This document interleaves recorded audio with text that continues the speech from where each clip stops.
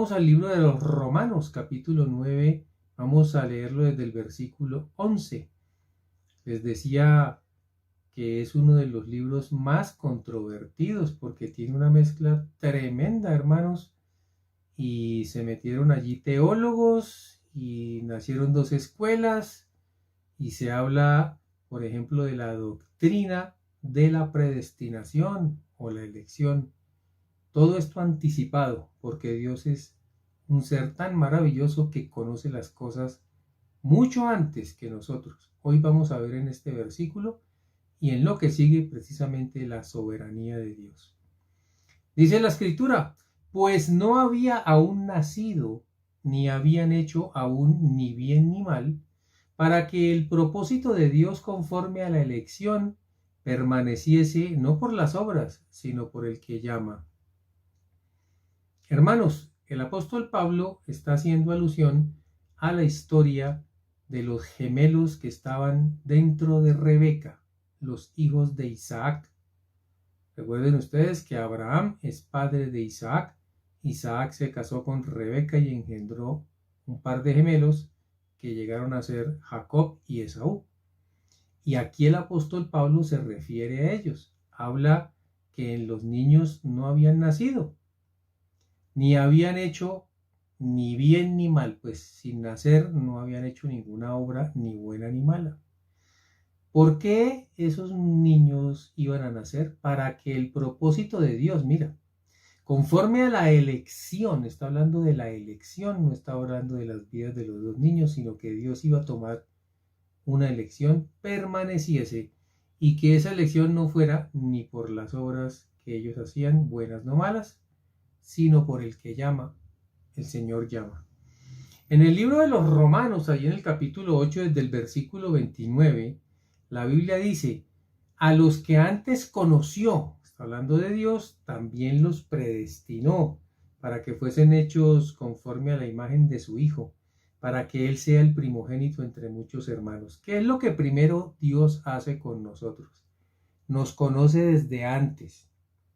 Y aquí empieza entonces la teología que dice que Dios predestina, que Dios nos conoce, y también la palabra dice que antes de la fundación del mundo nosotros ya estábamos en los planes de Dios. O sea que imagínate que Dios no tiene, hermanos, las cosas por hacerlas en este instante, sino que ya las tiene destinadas desde hace muchísimos años, antes de la fundación del mundo, imagínate. Alguien puede decir, yo existo desde antes de la fundación del mundo, pues la palabra nos dice que sí, y a la palabra tenemos que creerle. ¿Por qué hoy hablamos de Romanos 8:29, donde hablamos de conocer y predestinar? Porque precisamente estamos viendo en los gemelos que va a haber una elección. ¿Por qué Dios va a decir cosas tremendas sobre esto y a la gente hay muchos que no lo entienden y no les gusta? El versículo 30 de este Romanos 8:29 y 30 dice, y a los que predestinó a estos también llamó, y a los que llamó a estos también justificó, y a los que justificó a estos también glorificó. Entonces Dios hace 5 cosas. Primero, nos conoce y desde antes. Segundo, nos predestina. Predestinar es hacer que nosotros hagamos cosas que Él ya tenía diseñadas y que ya las sabía. La siguiente es que llama, y hoy vemos un llamado en el vientre de Rebeca a uno de los niños. Justifica, significa que Él aparta y nos deja justos, sin ser justos. Eso fue lo que hizo Cristo con la obra de la cruz. Y glorifica es ya el premio mayor, es lo último que hace con nosotros, glorificar es el cielo. Nos lleva, hermanos, a la promesa grande que hizo Dios, que es vida eterna. Muy bien, entendamos entonces estos primeros versículos. Esta palabra nos dice que los gemelos, Jacob y Esaú, no habían nacido, estaban en el vientre de Rebeca, esposa de Isaac. No habían hecho ninguna obra, ni habían hecho algo bueno, ni habían hecho algo malo, obviamente. Pero el propósito de Dios se hace palpable, hermanos, desde el vientre de esta mujer. Y es que Él iba a hacer una elección, Él iba a hacer un llamado. Y en un llamado y en una elección hay soberanía de Dios. El error de nosotros es empezar, hermanos, a juzgar sobre lo que Dios hace, y este es terrible. Esta enseñanza realmente la damos hoy es por esto, para que aprendamos nosotros, hermanos, que Dios hace las cosas sin tener que preguntarle a nadie. La Biblia dice, se le dijo, el mayor servirá al menor. ¿A quién se lo dijo? A Rebeca. Dios ya le había dicho que el mayor, o sea, el que nació primero, serviría al menor. Dios dijo entonces a su mamá para que entendiera que no debía tomar partido en absolutamente nada, sino que tuviera clara la promesa de Dios, que era absolutamente extraña, porque el primogénito tenía derecho a todo, pero Dios dijo, con él no. El único que puede cambiar algo, hermano, para hacer su propósito, salirse de las normas que los humanos creemos que tienen que ser así, somos nosotros, pero Dios es el único que se sale porque es soberano. Hoy recuerda que estamos estudiando la soberanía. De manera que eso tal vez no lo entendió Rebeca, no, inclusive cometió un error porque ella quiso que Jacob, que era su preferido, pues fuera el que llevara la carga después de que muriera su papá de toda, hermano, de todo el pueblo. Sin embargo, Dios ya había dicho que no iba a ser así, que se tranquilizara, pero así somos nosotros. No entendemos muchas veces lo que Dios quiere y por querer hacer más terminamos haciendo locuras. Muy bien, como está escrito, dice el versículo 13, a Jacob amé, mas a Esaú aborrecí. Y este versículo sí que es bien complejo para muchos no lo entienden. Es más, he oído con estos oídos, hermanos, que Dios es injusto. ¿Cómo es posible? Me dijo una vez una persona que Dios, listo, si no ama a alguien, entendería, pero ¿cómo lo va a aborrecer? Y Dios es claro. Dios dice, yo a Jacob lo amé, pero a Saúl lo aborrecí. Eso le da pie a mucha gente para juzgar. Para muchísimos es incomprensible, porque estamos viendo las cosas de Dios como si fueran las de nosotros, y vamos a entender eso. Muy bien, actuamos entonces mal cuando hacemos este tipo de cosas. ¿Por qué juzgamos, hermanos, lo que estamos viendo y escuchando mal lo que estamos oyendo? Juzgar, ya lo hemos estudiado, tiene un gravísimo problema, y es la falta de información. Cuando nosotros juzgamos sin tener en cuenta lo que está pasando, sin conocimiento, vamos a caer siempre en un terrible error. Siempre nos vamos a expresar entonces no por la verdad y por la justicia, sino por lo aparente, lo que a mí me parece, lo que yo creo, mi percepción. Juan 7:24, el Señor Jesucristo nos dice, no juzguéis por las apariencias, sino juzgad con justo juicio. Cuidado, hermanos, cuando nosotros leyendo la Biblia y no entendiendo algo, nos pongamos a juzgar, porque vamos a caer en manos del enemigo. Y así tú veas que estás solo leyendo y no has dicho nada, tu imaginación, si empiezas a juzgar las cosas de Dios que no entiendes, te pueden jugar una mala pasada. Cuidado, se trata de Dios. El versículo 14 dice, ¿qué pues diremos? ¿Que hay injusticia en Dios? Mira, el mismo Pablo está anticipándose a lo que la gente iba a leer. Mucha gente dijo, Dios es injusto. En ninguna manera, dice Pablo. Versículo 15, pues a Moisés dice, tendré misericordia del que yo tenga misericordia y me compadeceré del que yo me compadezca. Ay, hermano, puede decir alguien, entonces Dios no tiene misericordia de todos. Dios no se compadece de todos. Yo pensé que Dios era amor, A mí me enseñaron que Dios era amor, pero leyendo esta palabra veo que Dios puede que no tenga misericordia de mí y puede que no se compadezca de mí. Mis hermanos, la palabra es clara y no vamos a predicar una cosa que a alguien le guste para tergiversar lo que Dios dijo. No, Dios es claro. Dios le dijo a Moisés que él iba a ser misericordioso con el que él quisiera. Ahora ese querer es perfecto. Dios no es caprichoso, hermano. Dios sabe lo que tú y yo no sabemos, por eso no podemos juzgar nada. Porque Él hace cosas incomprensibles gracias a que Él sí lo sabe todo. Querer juzgar a alguien sin conocer las cosas es cometer un error gravísimo, porque seguro que vamos a fallar, hermanos. Pero Dios no. Él dice, yo me compadezco del que yo quiera.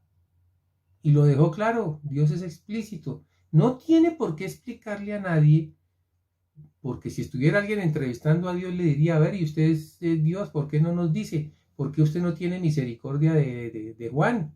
Y sí la tuvo de Pedro. Dios no tiene que responder a ese tipo de preguntas. Recuerda que estamos hablando de Dios. Así que, dice el versículo 16, no depende del que quiere ni del que corre, sino de Dios que tiene misericordia. ¿Qué significa esto de el que quiere o del que corre? Yo puedo querer muchas cosas, hermano, o yo puedo correr para hacerlas. Yo puedo tener la mejor de las intenciones, querer hacer algo inclusive para Dios. Pero si Dios no tiene misericordia y no me aprueba, pues entonces yo estoy corriendo en vano. O estoy queriendo hacer algo, pero no lo voy a poder hacer. Vamos a aclarar esto. Primero, para que nunca se nos olvide, Dios no es como nosotros. Eso es algo que a veces a la gente se le olvida.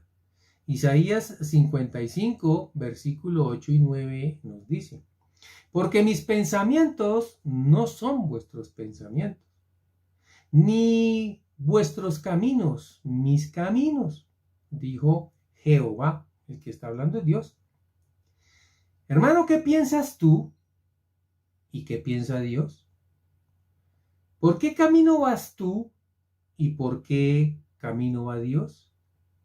Son diferentes. Dios dice que no depende del que quiera. Escucha esto, querer es un anhelo, pero es un anhelo humano. A veces es hasta un capricho. ¿Cuántas veces le hemos pedido a Dios cosas caprichosas, no necesarias, ni siquiera lógicas?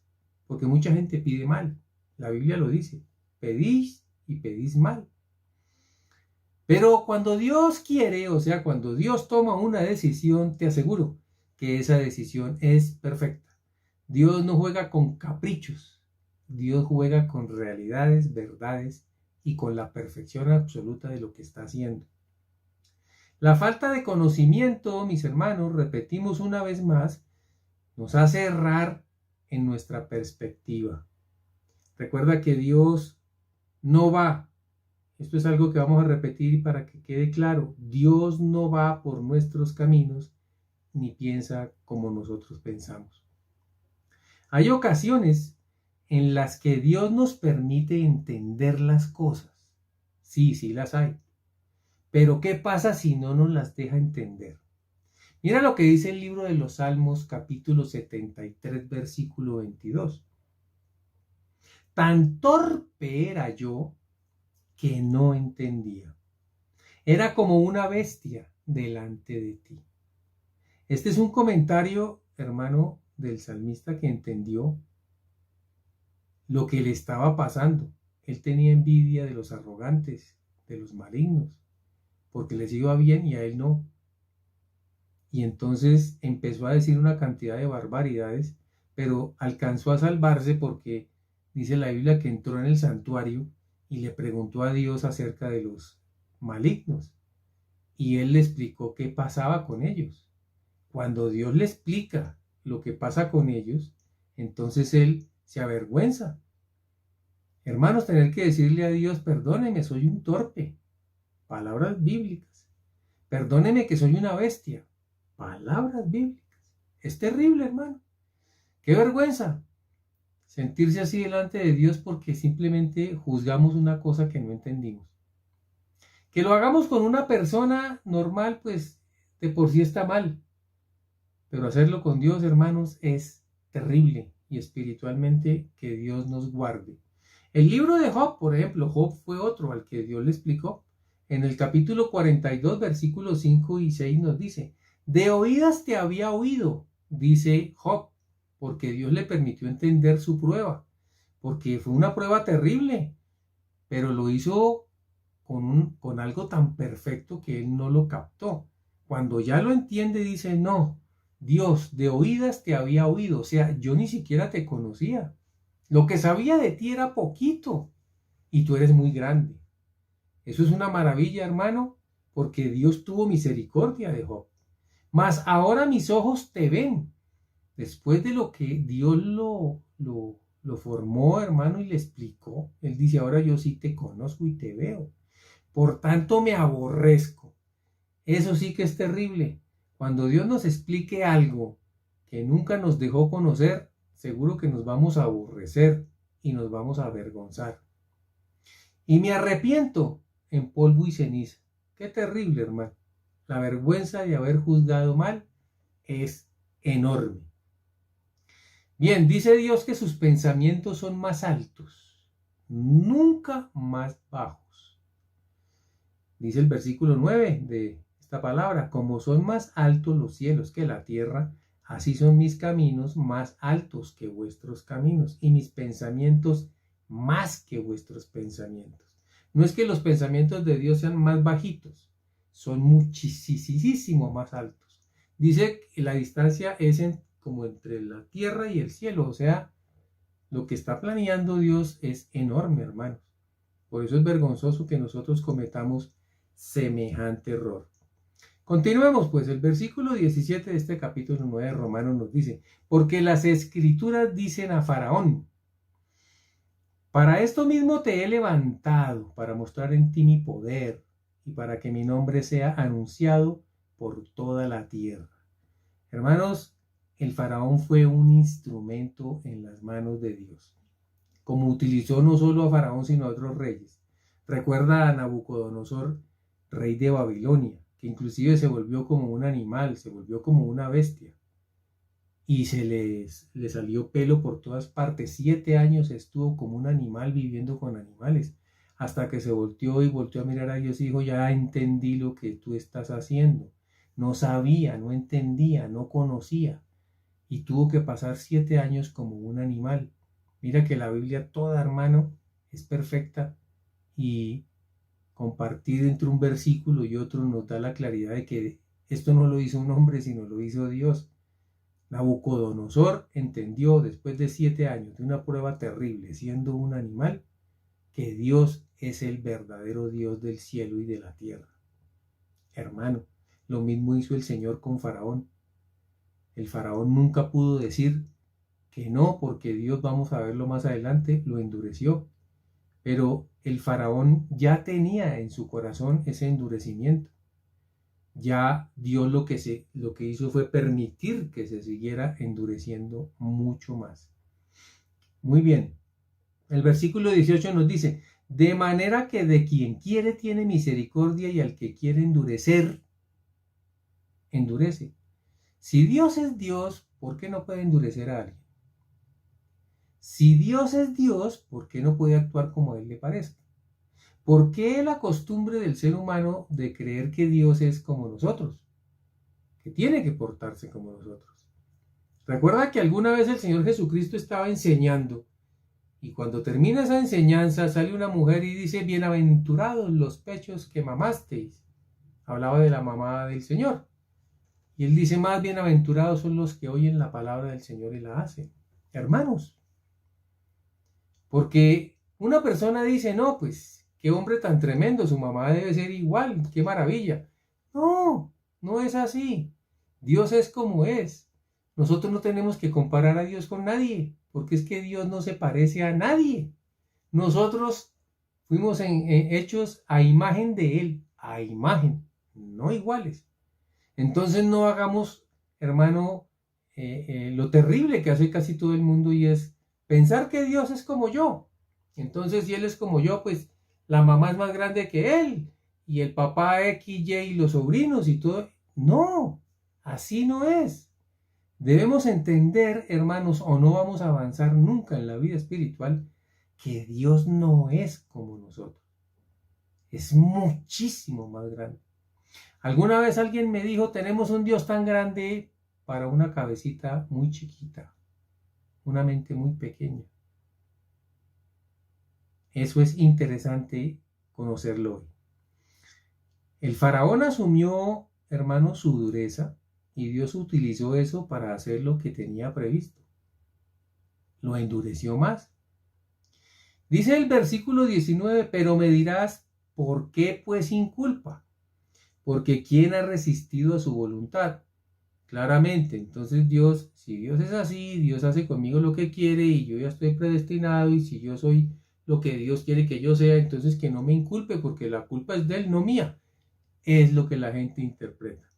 Esta sí que es una pregunta polémica, y por eso Pablo, hermano, escribía de una forma espectacular, frenteaba las cosas, hermano, para que quedaran claras.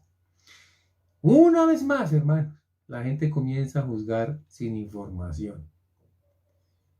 ¿Cómo vamos a juzgar algo que no sabemos? El versículo 20 dice, y aquí está respondiendo Pablo a esa pregunta: mas antes, hombre, ¿quién eres tú para que alterques con Dios? ¡Wow! ¡Qué tremendo!, ¿verdad? Dirá el vaso de barro al que lo formó, ¿por qué me has hecho así? Te repito este versículo bien hermoso. Mas antes, hombre, mira la pregunta que le hace a los hombres: ¿quién eres tú para que alterques con Dios? Dirá el vaso de barro, que es la criatura en sí, digámoslo, porque Dios es el creador: ¿por qué me has hecho así? ¿Estamos nosotros, hermanos, capacitados para decirle a Dios, ¿por qué me hiciste así? Así me hizo. Hay gente más bonita que otra. Qué terrible decirle a Dios en una oración: Señor, ¿por qué Juan es más alto que yo? ¿Cómo le voy a preguntar yo a Dios eso? Qué vergüenza, hermanos. ¿Qué tal que te conteste? Sería terrible. Isaías 45, versículo 9a, dice: ay del que pleitea con su hacedor. Hermanos, es una torpeza realmente. Es como dijo el salmista: me convierto en una bestia cuando yo me pongo a pleitear con mi hacedor. No sé lo que estoy haciendo, si lo llego a hacer. ¿Quién puede reclamarle a Dios algo? Delante de Él decirle algo, pedirle explicación sobre algo. Mira de nuevo el ejemplo de Job, capítulo 38, versículo 4 al 6. Le dice Dios a Job, después de todo lo que Job dijo: ¿dónde estabas tú cuando yo fundaba la tierra? Házmelo saber, si tienes inteligencia. ¿Quién ordenó sus medidas, si lo sabes? Dios fácilmente nos puede decir: a ver, usted es el creador como yo, porque si se pone en el plan mío que usted es como yo, si me está preguntando y me está requiriendo algo, o me está juzgando, entonces dígame usted, ¿quién ordenó las medidas de la tierra? ¿Cómo fue que la tierra fue hecha? ¿Quién extendió sobre ella un cordel? ¿Sobre qué están fundadas sus bases? ¿O quién puso su piedra angular? ¿Quién puede responder a eso? El que la hizo, Dios. Entonces Dios lo que nos dice es: si tú eres tan osado de pleitear conmigo porque soy el hacedor, me estás juzgando como hacedor, entonces dígame, respóndame estas preguntas que para Dios son sencillas. Hermanos, qué terrible. El versículo 21 dice: ¿o no tiene potestad el alfarero sobre el barro para hacer de la misma masa un vaso para honra y otro para deshonra? Mira que no es que Dios prepare dos masas distintas. en el ejemplo que nos está poniendo sobre un alfarero. Es un artista. Él toma el barro y hace cosas diferentes. ¿No será que él tiene la potestad, la capacidad de decidir, el querer hacer lo que a él le parezca? Es que el que crea, hermanos, no es lo mismo que la criatura. ¿Qué diferencia tan grande? Veamos otra versión de Romanos 9:21 para entenderla. Te voy a leer la TLA. El alfarero puede hacer con el barro lo que quiera. Esta versión es más directa. Con el mismo barro puede hacer una vasija para usarla en ocasiones especiales y también una vasija de uso diario. Listo, quedó claro. Dios hace lo que quiere. Con la misma masa hace una cosa espléndida y con otra no tanto. ¿Por qué? ¿Quién le va a preguntar? Nadie. El versículo 22 dice, ¿y qué? Me encanta este versículo, hermano. Mire, si Dios, queriendo mostrar su ira y hacer notorio su poder, soportó con mucha paciencia los vasos de ira preparados para destrucción.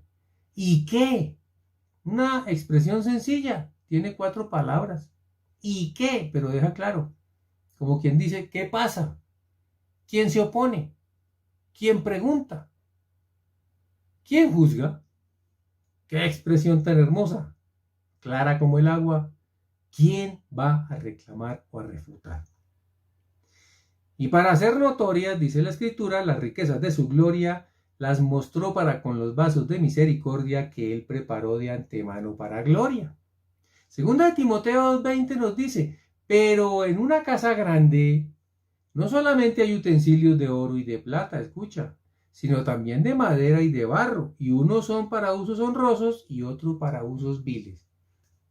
El mismo ejemplo, con otras cosas. Dios mira cómo hace. No nos podemos comparar con nadie, hermano. Mira, en el mundo hay gente mejor que tú y tú serás mejor que otros. Pero de la misma masa nos hizo Dios. Y lo importante es que el premio allá arriba es igual para todos. El problema es que vemos las cosas solamente aquí abajo. Y ahí es donde no somos capaces de discernir. El versículo 24 dice, a los cuales también ha llamado, esto es, a nosotros, no solo de los judíos, sino también de los gentiles. Qué tremendo lo que hizo Dios con Israel y lo que hizo también con nosotros. Porque los israelitas mismos dijeron, no, somos el pueblo escogido de Dios, son muy orgullosos. Y bueno, tienen de qué, hermanos, ser orgullosos. A ellos se les dio la palabra, la ley, en fin. Pero cometieron un error. Y Dios, hermano, no tiene lazos con nadie, porque Dios es autónomo, Dios es soberano. A los dos pueblos llamó Dios.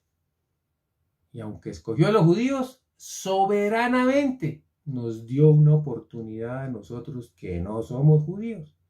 Ese es nuestro Dios. ¿Te parece injusto? Deuteronomio 7:7 dice, no por ser vosotros más que todos los pueblos os ha querido Jehová. Mire, la palabra de Dios desde el Deuteronomio le está diciendo a su propio pueblo amado y escogido, porque Dios lo ama. Que no es porque ustedes sean los mejores y no os escogió por eso, pues vosotros erais el más insignificante de todos los pueblos.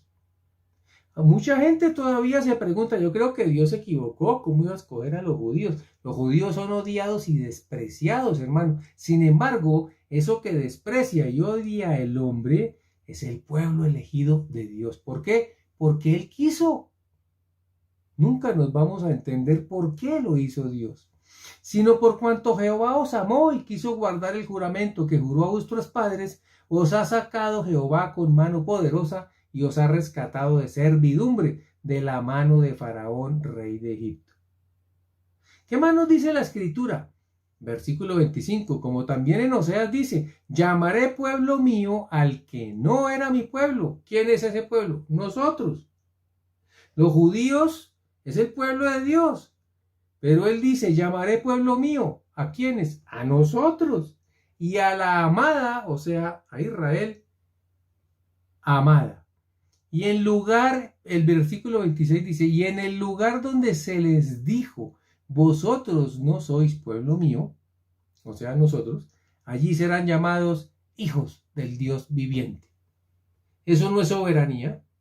Eso no es, hermano, ver que Él no tiene un compromiso con nadie. Él no hace acepción de personas. Él toma decisiones que tú y yo no entendemos porque Él sabe lo que nosotros no sabemos. Hermano, soberanamente nos puede dejar conocer cosas, sí. Y ahí nos quedan claras, como le quedó claro a Job y al salmista. Pero ¿y si no? Buena pregunta, ¿verdad? El versículo 27 dice, también Isaías clama tocante a Israel. Si fuera el número de los hijos de Israel como la arena del mar, mira, tan solo el remanente será salvo. Entonces alguien dirá, como Dios ama tanto a los judíos y los escogió y son su pueblo amado y les dio la ley y les dio todo eso, pues todos ellos entonces se van a salvar. Y entonces Dios dice, no, tan solo el remanente será salvo. Qué tremendo, hermano. ¿Cómo hace Dios? Qué perfección tan absoluta. Es lo que estamos viendo. Porque el Señor ejecutará su sentencia sobre la tierra en justicia y con prontitud. Y como antes dijo Isaías, si el Señor de los ejércitos no nos hubiera dejado descendencia, como Sodoma habríamos venido a ser, y a Gomorra seríamos semejantes. O sea, no hay cómo salvarse. Recuerda que a ellos se les dio la ley, pero la ley lo que hizo fue mostrar el pecado. Y la salvación no es por la ley, la salvación es por Jesucristo. ¿De dónde salió el pueblo de Dios tan preferido por Dios? Porque Él quiso, de su soberanía. ¿Y de dónde salimos nosotros, hermanos, con más beneficios que ellos, si ellos eran escogidos? Por su soberanía. Dios no tiene por qué ser comprendido. Esto es importante para tu vida. Dios no tiene por qué ser comprendido. No todo lo que veas en la Biblia te tiene que gustar. Escucha eso. Cuidado con aquel que se está haciendo un Dios. La idolatría significa que yo me hago un Dios parecido a mí, a un hombre, dice la Biblia. Lo tallo, es de madera, lo hago con figura de hombre y después me arrodillo ante él. Eso es un idólatra. Todo el que se arrodilla delante de una figura de metal, madera, bronce, escultura, la piedra, qué sé yo. Pero no solamente idólatra es el que hace una figura visible, sino el que cree en un Dios que le gusta. Cuidado, hermano, porque eso es idolatría. Tal vez no adores ninguna figura de talla, pero no te gusta Dios por las cosas que hace, entonces tú quieres más bien un Dios a tu manera. Eso es lo mismo que si estuvieras tallando una piedra. Es lo que nos dice hoy. Recuerda, dice Dios, yo soy soberano y soy como soy. Así fue que le dijo él a Moisés, yo soy es mi nombre, yo soy el que soy. Así le dirás al pueblo. ¿Qué dijo Dios? Pues que Él es como es, no como a ti te parece, sino como yo soy. La ciencia, mis hermanos, debe ser entendida. Mira, la arquitectura, la ingeniería, la matemática están diseñadas para entenderlas, comprenderlas y manejarlas. Pero el Evangelio no debe ser comprendido, sino aceptado. Dios no tiene por qué explicar las cosas. ¡Qué maravilla si lo hace! Glorioso. Muchísimas cosas las entendemos y las tenemos claras. Pero ¿y si hay cosas que no nos dice? Esta, hermanos, parte del Evangelio donde nos pone a pensar es lo que generó dos escuelas teológicas, de Juan Calvino y de los arminianos. Unos dicen una cosa, otros dicen otra, unos dicen así, otros dicen así, 5 tesis sobre la predestinación, sobre la escogencia, la elección. Y lo más tremendo es que ambos tienen razón porque ambos tienen, hermano, como base la Biblia. Pero entonces, ¿qué vas a hacer? ¿Te vas a definir, yo soy calvinista, no, yo soy arminiano? O, hermanos, la Biblia es para todos. Hay que buscar y meterse con Dios para que Dios nos hable. Pero si hay algo que no me gusta de todo eso, yo prefiero ser de Calvino, no, yo prefiero ser de Arminio. Hermanos, yo soy de Jesucristo. Sigue adelante la carrera. Y si hay cosas que no entiendes, déjaselas a Dios. Hay gente que no entiende cómo es la Trinidad, hermano. Y es un misterio, dice la Escritura.